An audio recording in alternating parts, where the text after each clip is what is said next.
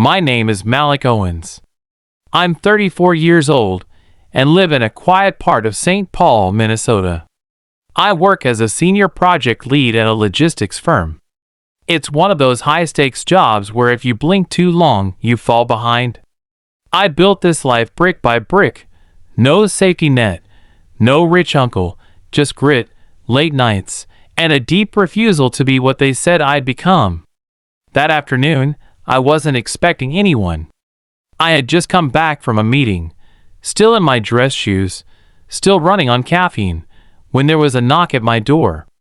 Not frantic, not timid, just familiar. The kind of knock that made my stomach twist.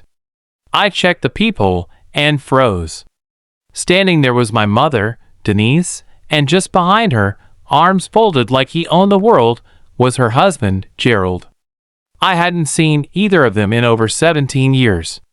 I opened the door, but didn't step aside. "Malik," my mother said with a smile like we'd just had brunch last week. "Can we talk?" Before I could answer, Gerald shouldered past me like this was his place. My mother followed, like she didn't just cross a line the size of an ocean. I didn't offer them a seat. I didn't ask how they were. I just stood there. Gerald got straight to it. "We heard about your promotion. Looks like you're doing pretty well these days." I nodded. Slowly, already bracing for whatever selfish request was about to follow. Then she said it. "The twins, Jamal and Jordan, they're starting college this fall. Things are tight right now. We were hoping you could help out." I stared at her. Blank. Silent. It wasn't a joke. After nearly 2 decades of silence, after kicking me out at 16 to make room for their perfect little nuclear family, they were now in my home, asking for money. And in that moment, I understood they weren't here to reconnect. This wasn't an apology. This was a transaction. And to them, I had finally become useful. But they had no idea who I had become. I wasn't always invisible to her. Before Gerald showed up, it was just me and my mom. We lived in a crummy apartment above my uncle's garage. She worked nights as a CNA and studied during the day. It was chaos, sure, ramen dinners, secondhand clothes, but we had something. Then came Gerald. Quiet, calculated, fake polite. They got married when I was 10, and at first, not much changed. But then, it started. Dinner became his spotlight. If I spoke, no one responded. If I needed something, it was, "We'll see," which meant, "No." Slowly, my mother stopped asking about school. She stopped noticing me at all. When she got pregnant with the twins, I was excited. I thought maybe I'd finally be part of a family. I started babysitting around the neighborhood, figured I'd help out when they were born. But the bigger her stomach got, the more I disappeared. She forgot my 13th birthday. Just forgot. My grandma had to remind her. I smiled and laughed it off, said, "No big deal." But I cried that night. Alone. Lights off. Face in a pillow. Gerald never hated me. I don't think he even saw me. And when the twins were born, my mother didn't either. Everything became about the boys. Schedules.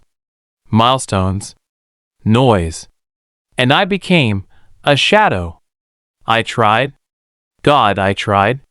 Kept my grades up. Stayed out of trouble. Cooked dinner when she was too tired. Nothing worked. I was wallpaper in my own home. And the worst part?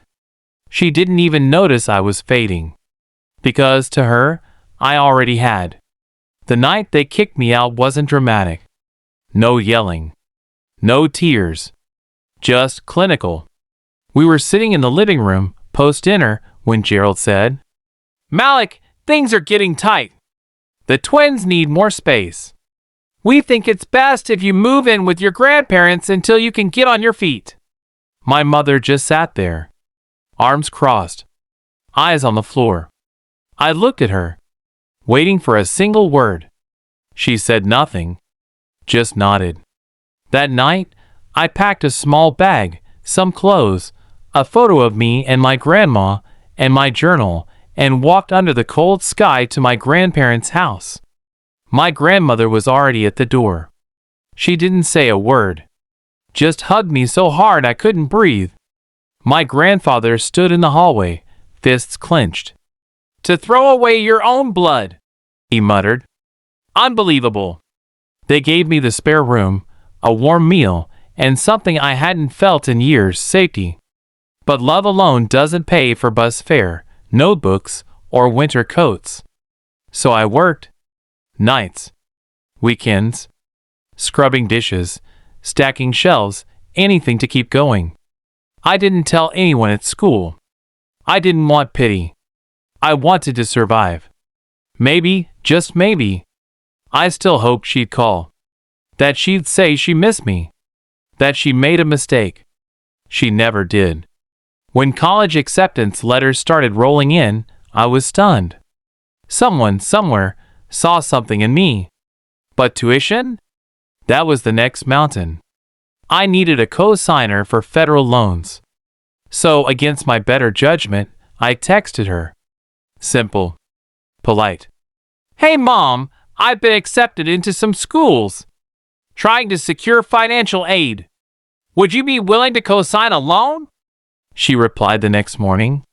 "Sorry, we're saving for the twins. Hope you understand." No congratulations. No good luck. Just cold practicality.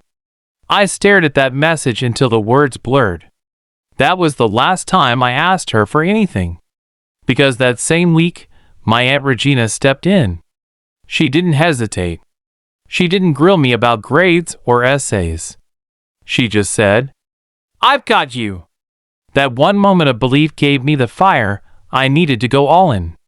I studied by day, worked by night, taught myself web design from YouTube and freelance for small businesses. I graduated with honors. The only one in the front row was Aunt Regina, in a neon green dress, ugly, crying with pride. My mother? Nowhere.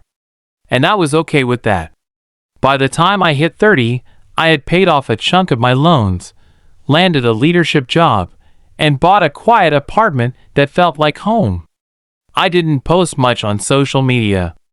Not because I was hiding, but because peace doesn't need an audience. Only Regina knew the whole picture. But at a family cookout, someone slipped, mentioned my promotion.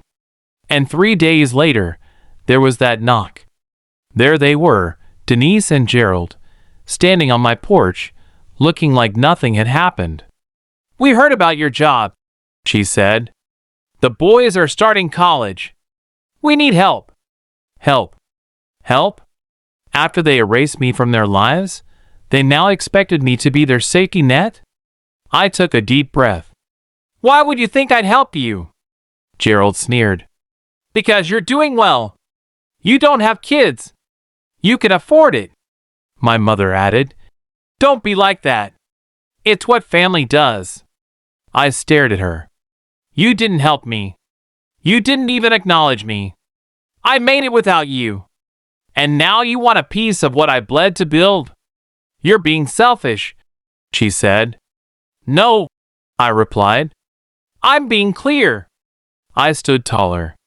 "You made your choice when you pushed me out. I made mine when I never came back." They left with nothing. Not because I needed revenge, but because I'd outgrown the version of me who needed their love. I sent a short email the next morning. "I'm not in a position, emotionally or otherwise, to support your request. Please don't contact me again." No drama. No guilt. Just closure. I started donating to a scholarship fund for first-gen students. Each gift came with a note. For the ones no one believed in. I stayed close to Regina. Called her every Sunday. Sent her flowers randomly. Told her often, "You saved me." I stopped waiting for apologies. Stopped needing validation. I reclaimed something far more valuable, my voice. And I wasn't giving it up again. People ask me if I regret cutting ties, if I miss them, if I wonder how the twins are doing. I don't, because I've learned something. Not everyone who gives you life knows how to love you. And not everyone who calls you family deserves a seat at your table. But love still finds its way. Through an aunt who steps in. Through a grandmother who leaves the porch light on. Through friends who become your real tribe. I built this life from the rubble they left behind. And I built it well. If you're listening to this and feel disposable, forgotten, or overlooked, hear me. You are not broken. You are not a burden. You are not too much. And you have every right to walk away from what hurts you. Because sometimes, the most powerful revenge is peace. If this story struck a chord with you, you're not alone.